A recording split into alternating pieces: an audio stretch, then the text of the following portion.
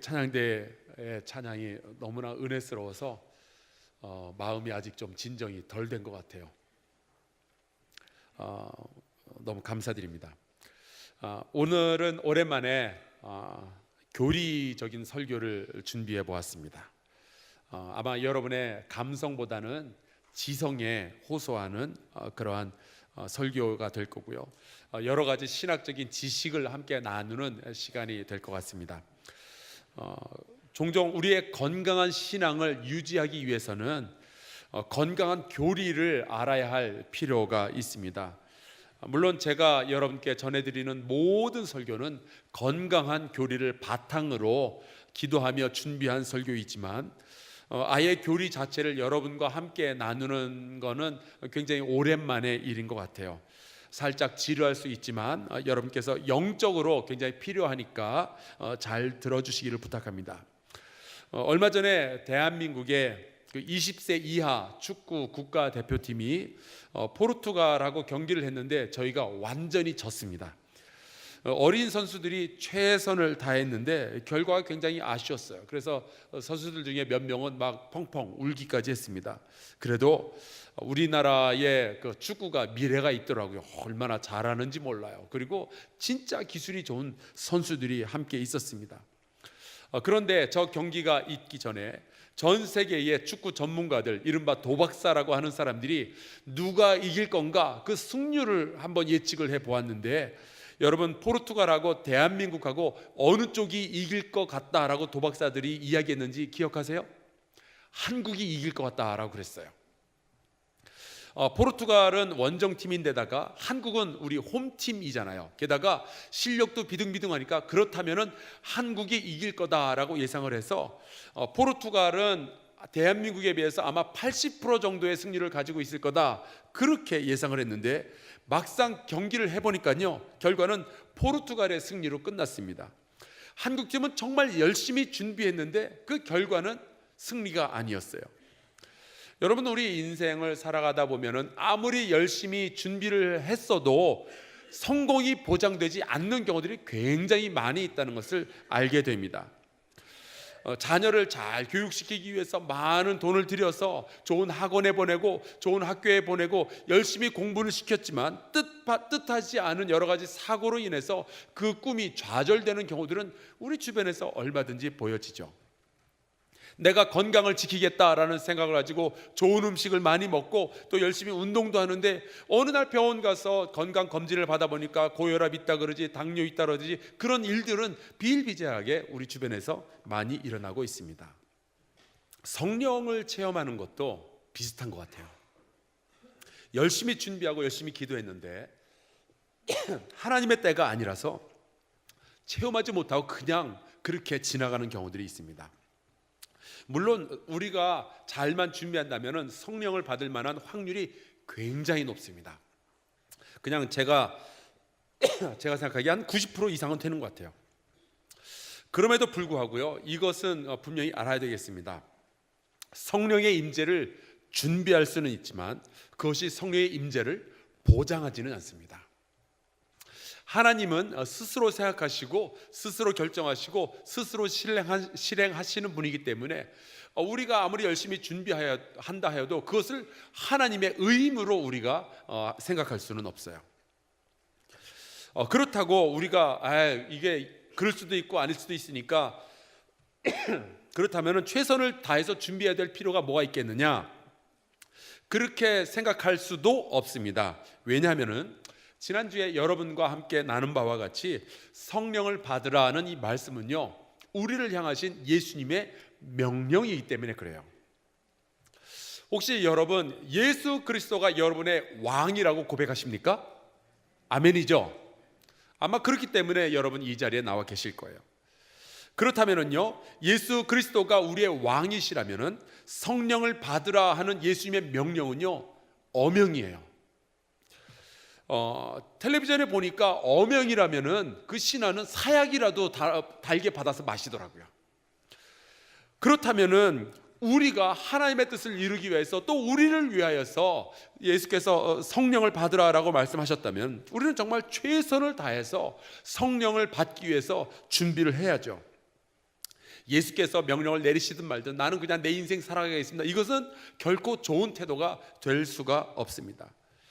그래서 지난주 새벽마다 성령 받으라라는 이 명령을 어떻게 우리가 실행하고 순종할 수 있을까에 대해서 함께 고민하며 성경에 나오는 성령 받는 방법들을 여러 가지를 함께 나누어 보았습니다. 총 6가지였는데요 여기서 주의할 점이 하나 있습니다. 제가 성령 받는다라는 표현을 할 때는 이것을 처음으로 성령 받음을 의미하지만은 않는다라는 거죠. 여러분 가운데는 이미 성령 받은 분들이 계셔요. 믿을 때 성령 받는 분들이 있습니다. 혹시 이렇게 한번 여쭤볼까요? 여러분 가운데 예수 그리스도를 주로 고백하시는 분들이 계십니까? 대부분이 그러실 거예요. 그렇다면 고린도전서 12장 3절 말씀에 이런 말씀이 기록되어 있는 것을 여러분께 알려드립니다. 성령으로 안위하고는 누구든지 예수를 주시라 할 수 없느니라. 그러니까 여러분은 이미 성령을 받으신 분들이에요. 그래서 약간의 혼돈이 있을 수 있습니다. 성령을 이미 받았다는데 왜 또 성령을 받으라 그러지? 여러분, 일생 동안 우리가 성령을 한 번만 받는 건지 아니면 여러 번 받게 되는 건지, 그렇다면 성령은 우리의 영혼에 들락날락 하시는 건지, 한 번 들어오시면 계속 계시는 건지, 여기에 대해서 우리가 여러 가지로 혼란이 있을 수 있어요. 아니면 성령은 한 번만 받고 그 다음에는 성령의 기름 부으심만 받게 되는 건지. 그런데 이러한 부분은요 우리 인간의 이해를 초월하는 신비의 영역입니다. 그래서 우리가 뭐라고 이야기하기 참 곤란해요.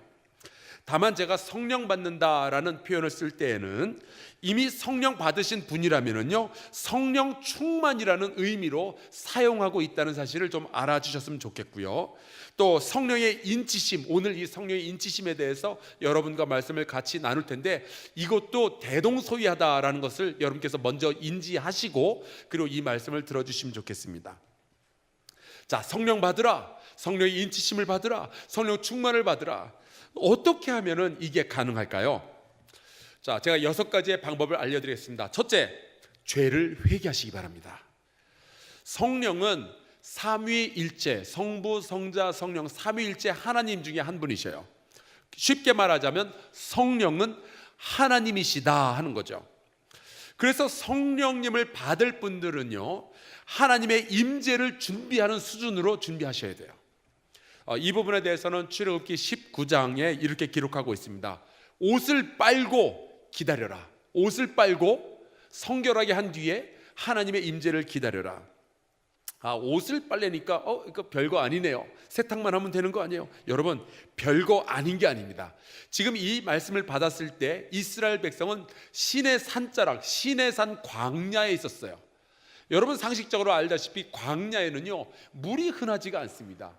게다가 지금 이스라엘 백성은 60만 명이 넘는 사람들이 거기에 와 있는데 60만 명이 마실 물도 부족한데 어떻게 거기서 옷을 빨 수가 있겠어요?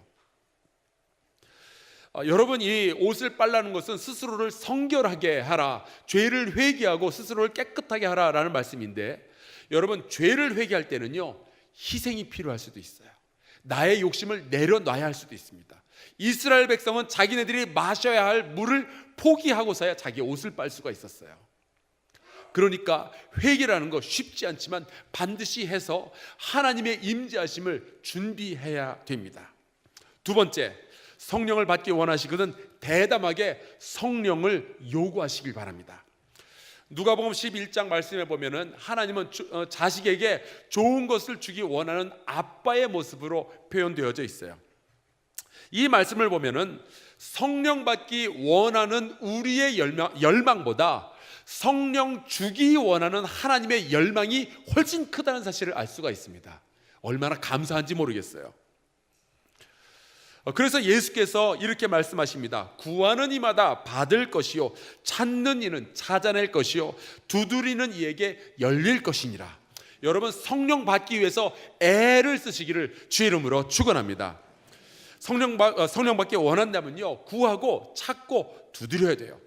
특별히 오늘 저녁부터 부흥회가 열리는데 뭐 성령 아무 때나 받지 뭐 그러면서 집에 앉아서 텔레비전을 보고 있다든지 그냥 세상 일을 하는 것 결코 좋은 생각이 아니에요. 또 집회에 와서도 주시려면 주시고 마시려면 마시고 가만히 앉아 있는 것도 결코 좋지 않습니다. 최선을 다해서 목이 쉬도록 기도하고 최선을 다해서 찬양하고 하나님의 말씀을 최선을 다해서 들을 때에 성령님의 부어주심이 있다는 것이 성경의 가르침이에요.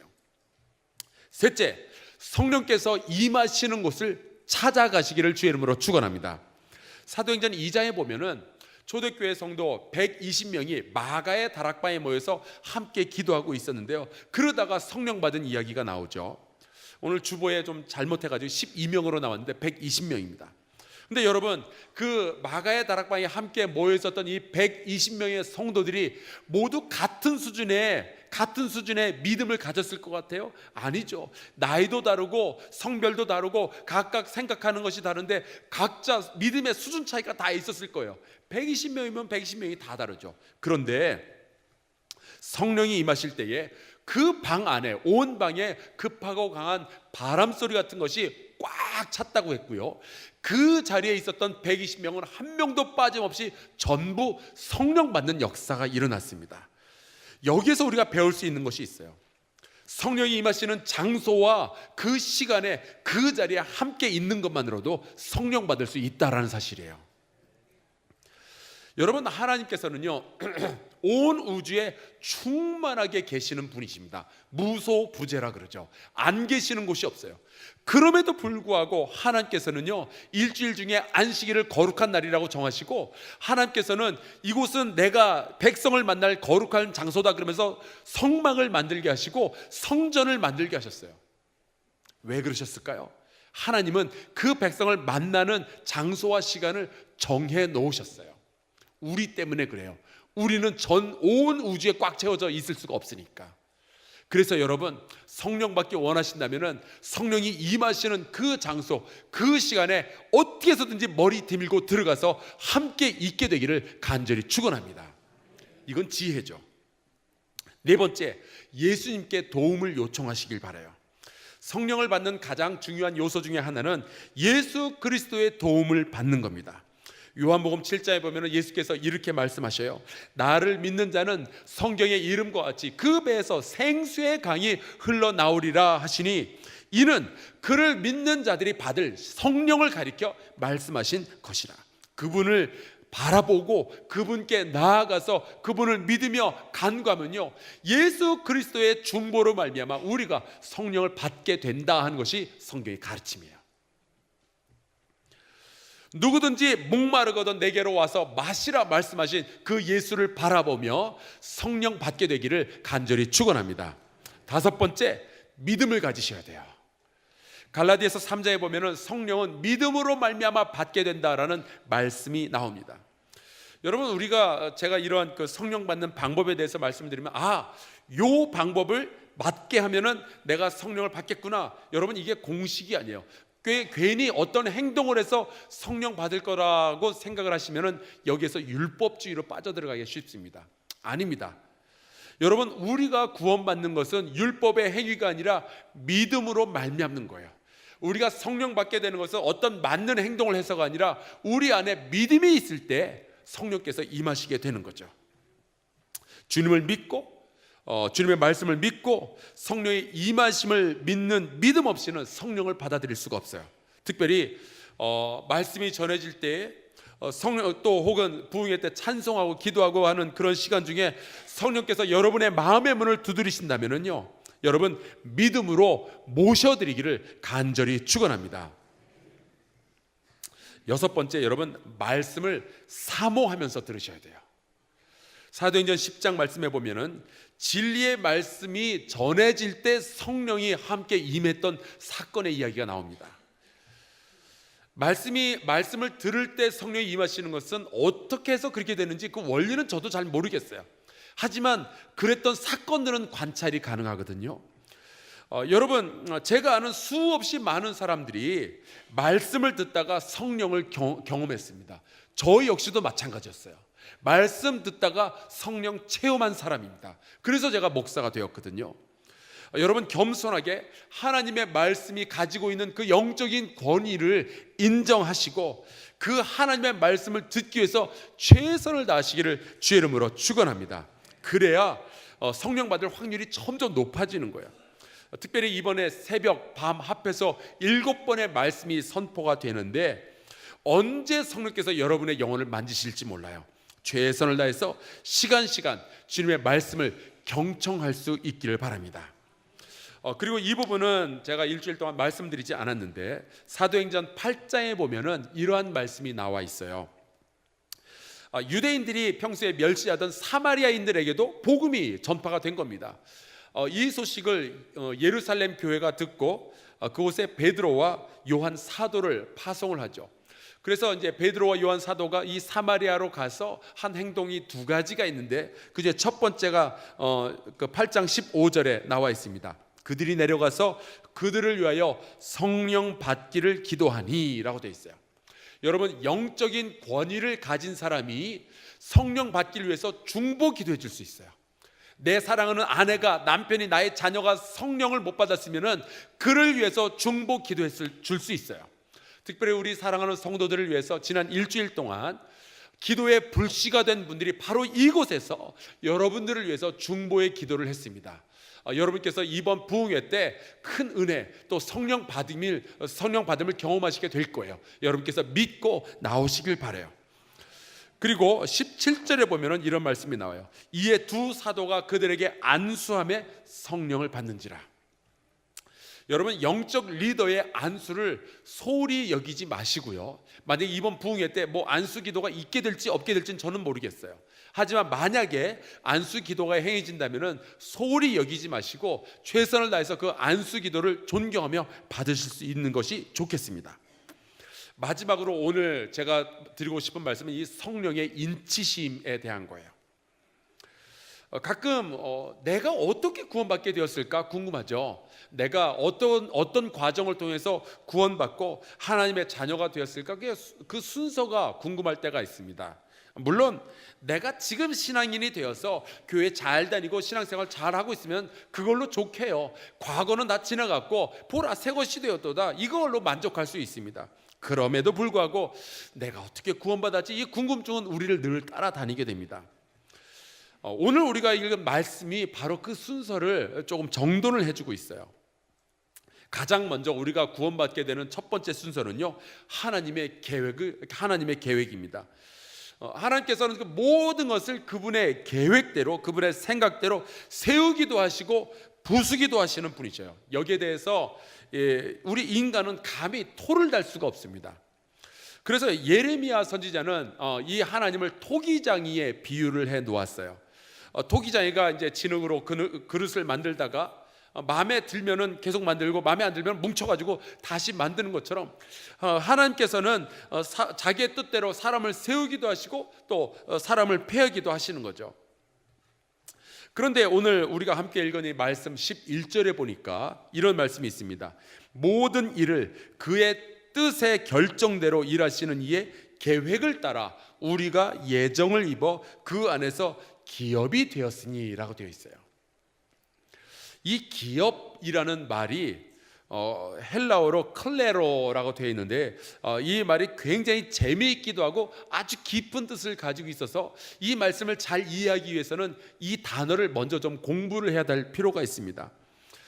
이 클레로라는 말의 원래 뜻은요, 제비를 뽑아 당첨됐다라는 뜻이에요. 설마 그럴 리가라고 생각하시는 분이 계실까봐 제가 좀 증거를 가져와 봤습니다. 제가 사용하는 그 그리스어 사전을 제가 카피를 해가지고 일로 가져왔는데 한국말은 하나도 없어서 죄송합니다. 제가 늘 사용하는 건데요. 제가 설명을 해드릴게요. 제일 위에 보면은 빨간색 글씨가 보이죠. 저게 그리스어로 클레로라는 말입니다. 저게 이 기업이라는 뜻인데요. 그 밑에 보면은 이제 설명들이 쫙 나오는데 제 1번 뜻이 appoint by lot, 영어로 해서 죄송해요. 이것은요, 제비 뽑기를 해서 책임을 맡았다라는 뜻이에요. 그 다음에 그 밑으로 내려오면은 두 번째 그 진한 글씨 보이죠? 거기에 보면은 obtain by lot 그렇게 돼 있어요. 이것은 제비 뽑기를 통해서 얻었다라는 뜻이 됩니다. 이 기업이 됐다라는 것은요, 당첨됐다라는 뜻이에요. 그 이상도 그 이하도 아닙니다. 지난주 화요일에 우리 양천 지방이 교회들이 많이 모여가지고 연합 체육대회를 했어요. 우리 한사랑교회 청장년 선교회 리더인 유현신 집사와 그 임원들이 얼마나 이것을 준비하느라고 수고했는지 모릅니다. 그리고 우리 여선교회에서는 간식 또 식사 준비를 하느라 굉장히 수고가 많으셨고요. 또 우리 장로님들도 성도님들도 또 우리 청년들이 그렇게 많이 나와서 얼마나 재밌고 또 힘이 되었는지 모릅니다. 근데 그 경기를 하는 중간에 이제 저는 배구 시합에 들어가서 뛰었습니다. 선수들 중에 목사가 한 명은 있어야 된다고 그래가지고 우리 부목사님 두 분, 그 다음에 저 이렇게 돌아가면서 한 번씩 뛰었는데, 저는 그 열심히 한다고 했지만 준결승과 결승 합해서 공을 한 서너 번밖에 못 만져봤어요. 나머지는 다 옆에 있는 선수들이 다 치고 뭐 해가지고, 그럼에도 불구하고 우리 교회가 우승을 차지했습니다. 대단하지 않아요? 근데 그렇게 게임이 하나 둘 끝나고 마지막 시간에 경품 추첨을 하더라고요. 근데 저에게 먼저 부탁이 오기를, 목사님이 1등 그 경품 추첨할 때 그 경품을 제공을 해주시라라는 부탁이 들어왔어요. 그래서 제가 자그마치 30만 원짜리 진짜 고급 그 커피 메이커를 제공을 했습니다. 그리고 또 그것을 제비를 저보고 뽑으래요. 그래서 그 제비 뽑는 시간이 됐는데요, 제가 이 제비를 뽑으면서 얼마나 속으로 우리 한사랑교회 교인이 가져가기를 원하면서 표를 투작투작 했는지 몰라요. 한사랑교회 뽑으려고. 그래서 추천표를 딱 뽑았는데 아니 우리 교인이 아니더라고요. 아유, 이 망할 놈의 손가락. 그리고 또 추천표를 뽑을 때마다 왜 그렇게 다른 교회들은 자꾸 나오는데 우리 한사랑교회가 안 나오는지 속이 상했어요. 근데 사도 바울은요, 우리가 그리스도인이 된 것은 하나님의 뜻 안에서 당첨된 거다라고 이야기를 하고 있는 거예요. 구원받지 못하는 사람들이 수도 없이 많은데, 경품 추첨에 안 되는 사람들이 수도 없이 많은데 되는 것, 구원받지 못한 사람이 수도 없이 많은데 구원받은 것, 이거는 우리가 뭘 잘해서가 아니라 하나님께서 그의 뜻대로 우리를 당첨시켜 주신 거예요. 저는 이 손가락이 말을 안 들어서 우리 한사랑교회 못 뽑았지만 하나님은 그 뜻하시는 대로 마음대로 사람을 선택하셔서 당첨시키실 수 있는데 마침 우리가 당첨이 된 거예요. 그 뜻은 우리가 뭘 잘해서 된 게 아니란 이야기죠. 하나님의 은혜입니다. 경품 이야기 하나만 더 할게요. 지난 구정 때 우리 남선교회에서 윷놀이 대회를 하고 마지막으로 경품 추첨을 또 했어요. 근데 그때도 남선교회에서 담임 목사님이 경품 1등상 상품을 내놓으라고 그래가지고 아주 비싼 텔레비전을 또 제가 내놨습니다. 한사랑교회 담임 목사로 하려면요 돈 많이 들어요. 근데 1등상은 또 이번에도 담임 목사가 직접 제비를 뽑아야 된다 그래가지고 제가 1등상 제비를 뽑았는데 놀랍게도 제가 제 번호를 뽑았어요. 하지만 제가 낸 상품인데 제가 뽑아서 제가 가져갈 수는 없잖아요. 솔직히 마음이 안 흔들렸던 건 아닙니다만은 도로 집어넣고 다시 뽑았습니다. 그래서 다시 뽑았는데 우리 교회 민병화 장로님이 1등상을 받게 된 거예요. 여기서 제가 여러분께 질문을 드릴게요. 민병화 장로님이 뽑힌 것은 우리 민병화 장로님의 의로움 때문일까요? 그분이 잘나서 그런 걸까요? 너무 쉽게 대답하지 마세요. 하나님의 은혜죠. 민병화 장로님 안 그렇습니까? 아멘. 여러분, 우리가 뭔가 큰 행운을 잡으면 요즘 말로 로또 맞았다 그러죠. 우리가 하나님의 자녀가 된 것은 이른바 로또 맞은 거예요. 우리가 잘난 거 하나도 없는데, 잘한 거 하나도 없는데, 그냥 죄 지은 거 말고는 없는데 하나님의 은혜로 우리가 당첨된 거예요. 그러니까 우리가 서로 만날 때 안녕하세요 그렇게 인사할 게 아니라 당첨을 축하한다고 서로 간에 인사해야 돼요. 우리 그렇게 해볼까요? 우리 양옆으로 앞뒤로 당첨을 축하합니다. 서로 인사 나누겠습니다.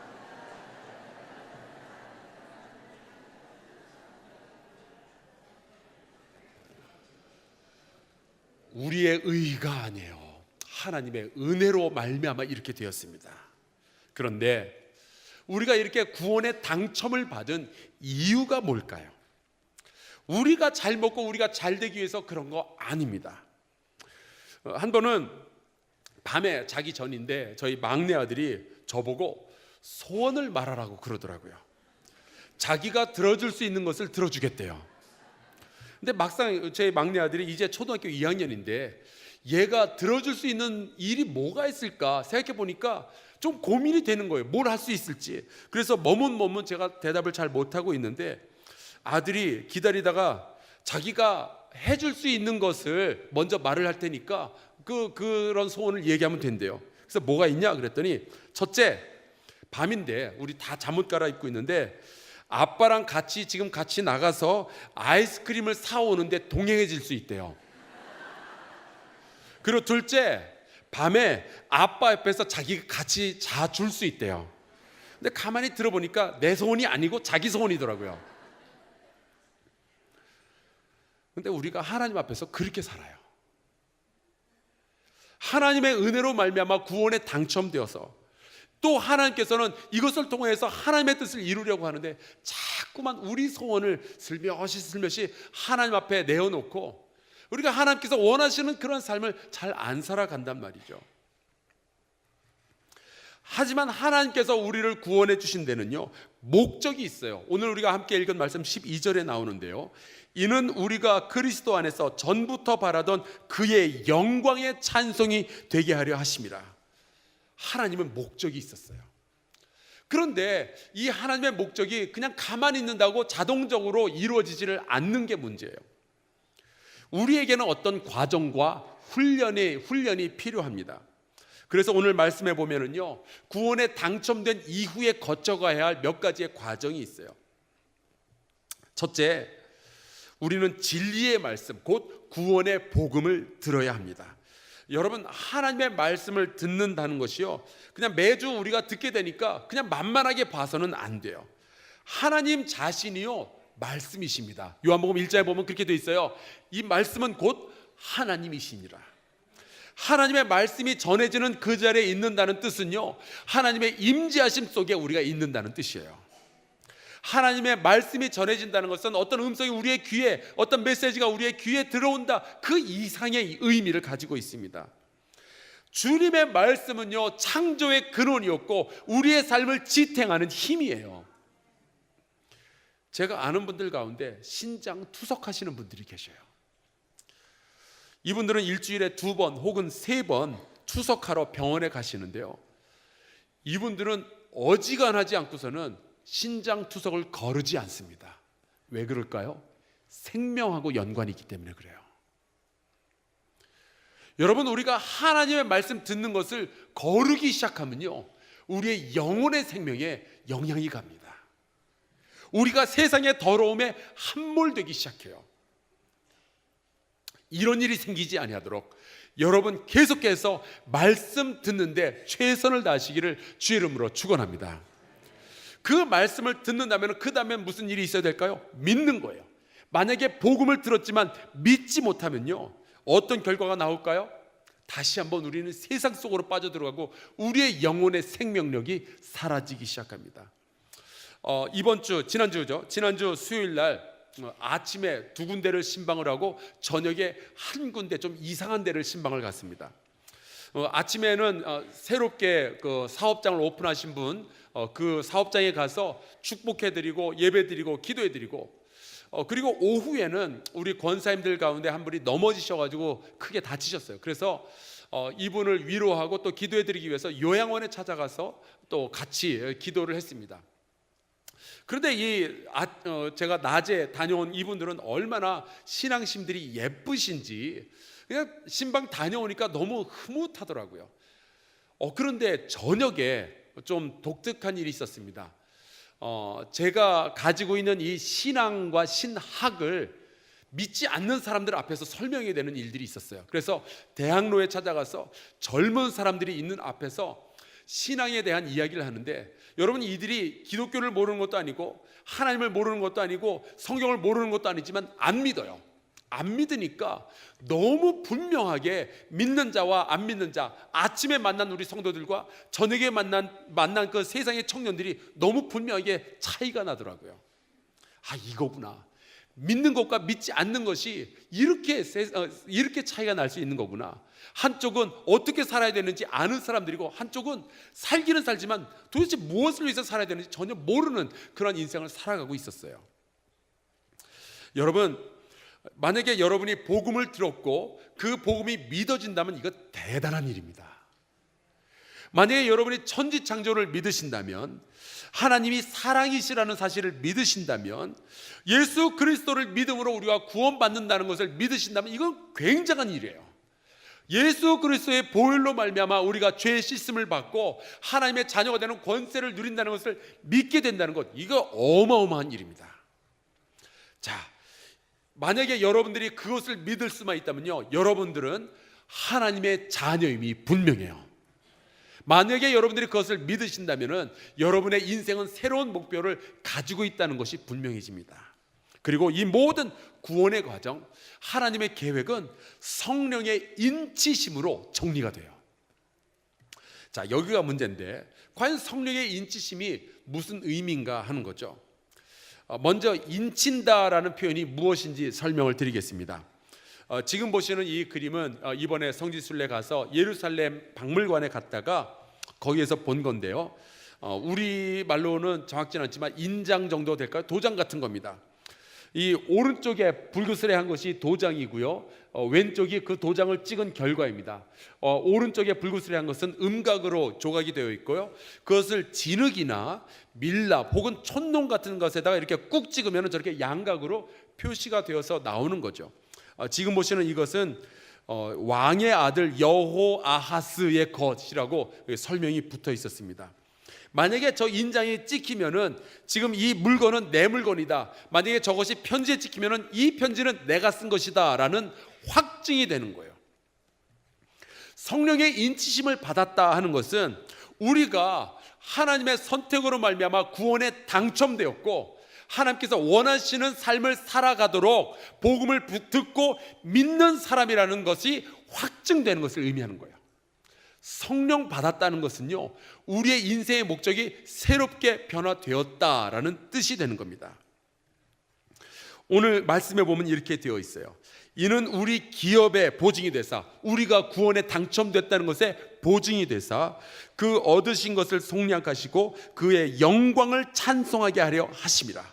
우리가 구원받고 하나님의 백성으로서 하나님께 영광 올려드리는 삶이 결정되었다라는 것은 성령 받음으로 확증이 되는 거예요. 사랑하는 성도 여러분이요, 내가 하나님의 소유라는, 내가 하나님의 영광을 위해서 살아가야 한다는 분명한 확신이 없다면 아마 그 인치심이 지금 희미해졌을지도 모르겠어요.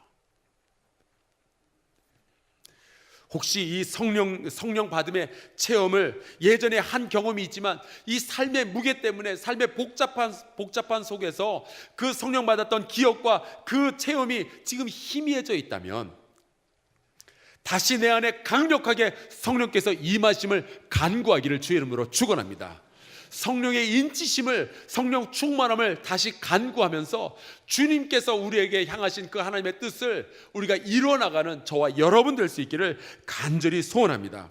성령의 인치심이 가진 그 능력을 회복하는 이번 부흥성회가 되기를 간절히 소원합니다. 그 자리에 나와서 성령 받으시기를 간절히 축원합니다. 우리 함께 이 소원 가지고, 이 기도의 제목 가지고 같이 찬송가 183장 같이 찬양하겠습니다.